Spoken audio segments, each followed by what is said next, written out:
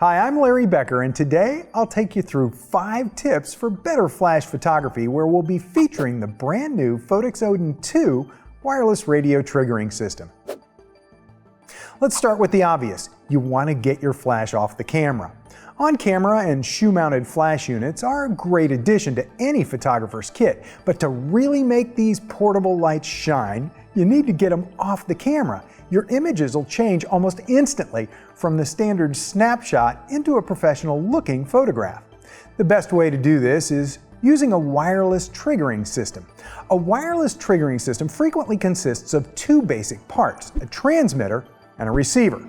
The transmitter is usually connected to the camera and signals the receiver to fire the flash when you press the shutter button.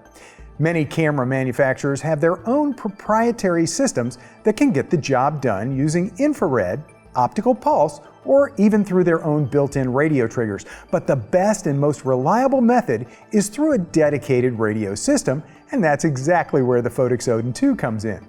The Odin II has an impressive 328-foot range with no line of sight requirements, thanks to the powerful 2.4 GHz frequency that it operates on. Line of sight means that if anything is blocking the transmitter from the receiver won't be able to get any signals from the transmitter. The Odin II will be immediately available in Canon and Nikon flavors, with the Sony version coming later this spring. Each is dedicated to their system's unique TTL controls, enabling automatic flash exposure as well as remote adjustment of power output, flash zoom position, exposure compensation, and more. Now, if you're using light modifiers, you want to get your flash off camera because that's a good start. But if you want to make a real difference, you'll want to use the light modifiers, such as an umbrella or a softbox, to change your lighting situation. These allow you to improve the quality of light, more easily control how the light falls on your subject or scene, and ultimately help you create the look and mood you're aiming for. Umbrellas and softboxes are basic diffusers, and they can help soften harsh output of your flash. That means that they reduce contrast, creating a more flattering light.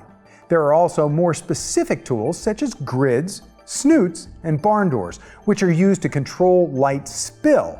Gels can also be used for both practical and creative reasons. Color correction gels can balance your flash to indoor ambient light.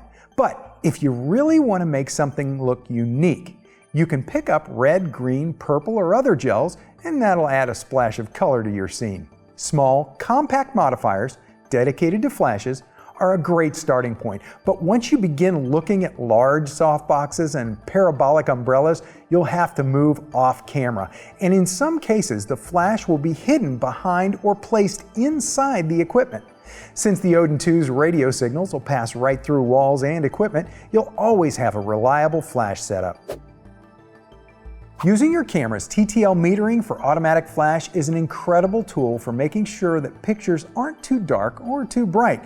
But when you really want to be consistent, accurate, and creative with your lighting, you should use your flash in manual mode. The Odin II enables full control, beginning with a power ratio setting of 1:1, which represents the maximum output of light that a flash can put out. That setting can be dialed down to 1/128. Since it can apply multiple settings to multiple flashes and trigger them all at the same time, this lets you adjust the ratio of off-camera lights without running back and forth to test the setting of each light. If the flash connected to a receiver has a zoom head, that can also be set using the transmitter's large LCD screen. The Odin II also provides manual shooters with an easy-to-understand interface and dedicated buttons for quick access to specific settings and flash groups. Plus, the control dial lets you quickly make changes without slowing you down. Another trick to shooting better images is to balance ambient light with a flash. Now, many photographers use this to help fill in dark shadows on sunny days. But when doing that, you might encounter a problem known as flash sync speed.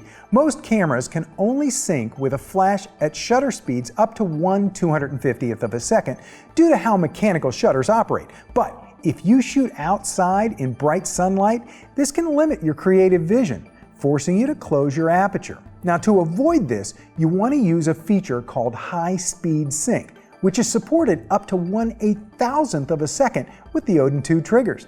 This allows you to use faster shutter speeds than normally possible, meaning that you can use flash in bright light with a large aperture for shallow depth of field. You may also want to balance for dark scenes where a flash can easily expose for your subject, but it'll leave the background dark and unrecognizable. This is where rear or second curtain sync is useful. It allows you to properly expose for the overall ambient lighting conditions and then fire the flash at the end of the exposure. This creates a properly exposed background with a sharp, well-lit foreground. Experiment with multiple settings to get the exact look that you want for your shot. After you've mastered the basics of a one-light setup, you'll probably want to do more, and you'll need more lights. Maybe you want to add light to the background differently from the foreground, or set up a hair light to better separate your subject from the background, or you simply need more power than one flash could provide. Luckily, because of the radio systems like Phottix Odin II, adding a second or a third flash means simply adding another receiver or two. The Odin II supports up to 5 groups of flashes, labeled A through E, and you can control each group independently. This lets you mix TTL and manual flash. You can also use the remote power control in A-B ratio modes with exposure compensation adjustments up to 3 stops either way. It's important to note that if you shoot in the same place as other photographers using the same flash triggering system, you run the risk of having your transmitter fire someone else's flashes and vice versa. The Phottix Odin II has 32 different channels, so you can operate your flash trigger on a different channel than your fellow photographers. New in the Odin II is a digital ID that you can set for your system, so your receivers will only be triggered by transmitters using that same ID number. One other huge benefit to using the Phottix Odin II is the transmitter's compatibility with the Indra 500 and 360 TTL monolights, which have built-in receivers. For times when simple shoe-mounted flash isn't enough, or you want to take your lighting to the next level, the Odin II gives you room to grow without needing a whole new triggering setup. It also allows you to control the modeling light of that strobe to easily visualize the effect of the Indra 500 before you trigger it. And through the ability to control multiple flash groups, you can use both shoe-mounted camera flashes and monolights to create the perfect lighting scenario. For B&H and Kelby One, I'm Larry Becker. Thanks for watching.